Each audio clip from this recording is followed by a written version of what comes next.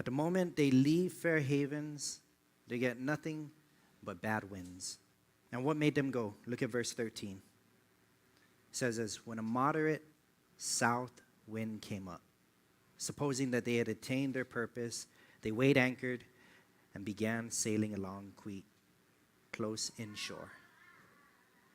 This was a perfect wind to take them north exactly where they wanted to go, from Safe Haven over to Phoenix. But it was also the best possible wind to draw them into destruction. See, and this is where we continue on, and we'll read through our text once so we could sort of get a hold of it. Here's our text here today, verses 14 to 26, and I'll read through it. And it says this, but before very long, there rushed down from the land a violent wind called Hercules.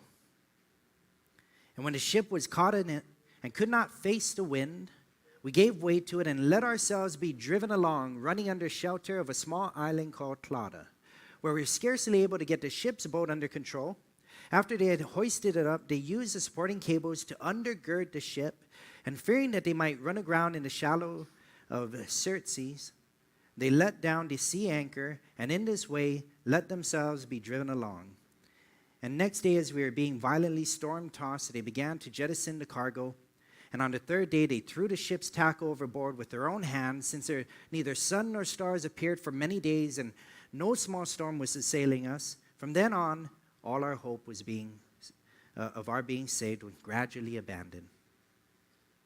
And they had gone on a long time without food. Then Paul stood up in their midst and said, men, you ought to have followed my advice and not to have set sail from Crete and incur this damage and loss.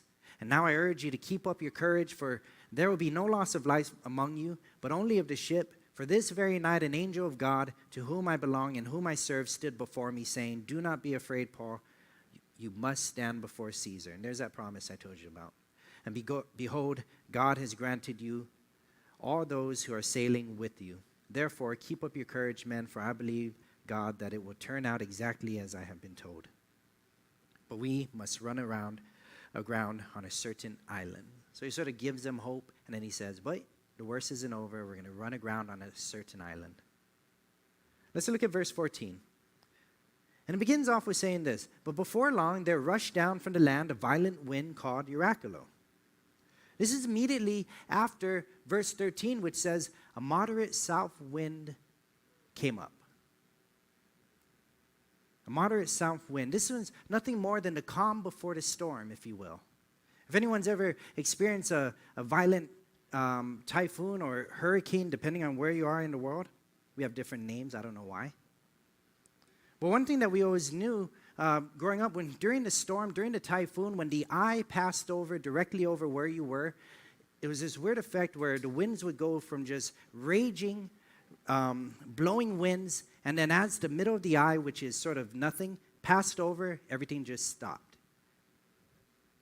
And you wouldn't hear birds chirping. You wouldn't hear any wind. And then you could go outside and you could play for about 20, 30 minutes, and then you'd hear that wind just start kicking on again.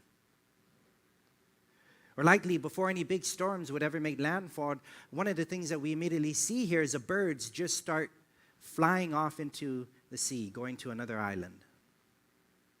And apparently, they get the message, and they give it to us by flying away. Well, that's what this was, the calm before the storm. Violent hurricane force winds is going to come down. And they did not see this storm because as they're sailing around the island of Crete, what we have here are these huge cliff lines and mountains that sort of hide the northeast as you're sailing and hugging the shores. So they felt the good winds, and they said, we're good to go, but they could not see that just over that mountain was a huge raging storm just ready to come over. On top of Fair Havens and there lay two mountain ranges with a valley. And the valley is called the Platanos Valley.